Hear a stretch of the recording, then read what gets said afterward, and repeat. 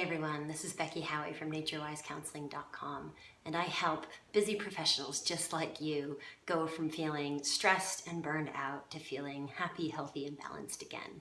And I'm here today in the garage of a car fanatic to talk to you a little bit about why prioritizing yourself is actually not selfish.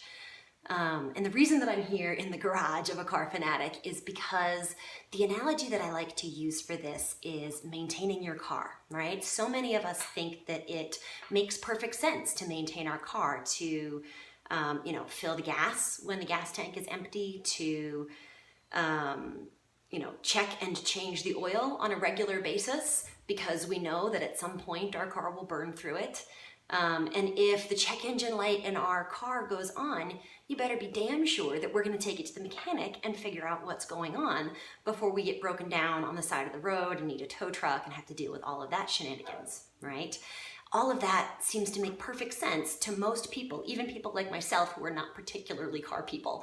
It makes perfect sense to maintain that car because it's what we use to get around in. And if it's broken down, then we can't get anywhere anymore, right? And so we do preventive maintenance for our cars. However, when it comes to ourselves, we tend to do less of a good job.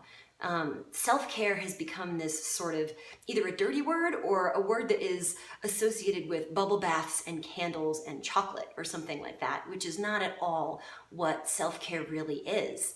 If you think of it like basic maintenance for your car, it might seem a little bit less like self-indulgence, for example.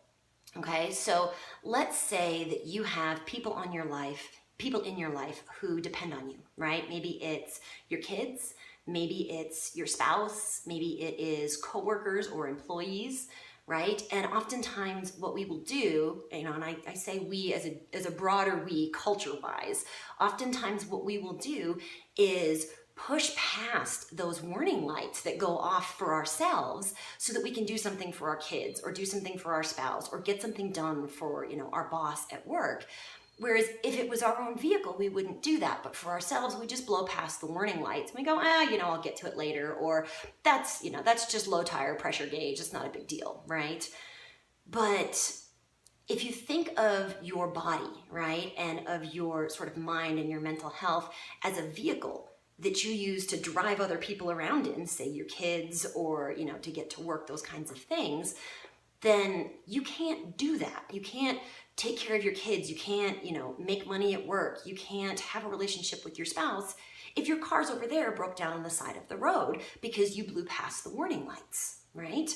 And so if you think of it that way, it makes a lot more sense to take care of our own sort of, vehicle, as it were, right? Mind and body, by doing that preventive maintenance, by refueling the gas when we need to, by, if the car is overheating, taking some time to let the engine cool off so that we can continue to make it the rest of the way up that hill or whatever it is.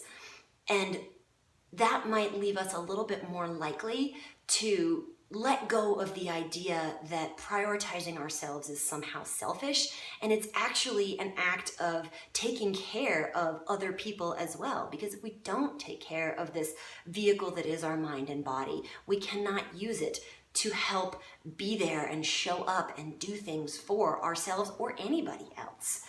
So if you find that that is something that is still it makes you cringe a little bit, that idea of kind of taking care of yourself in order to be able to go out and do things in the world for yourself and other people, check out the link in the comments below for the new stress management group that I'm running in July in Boulder, Colorado, because there'll be a lot of tips in there and explanations for how when we take better care, we maintain this vehicle that is our mind and our body, that we are able to kind of go for the long haul more so than if we just kept ignoring all of those warning lights.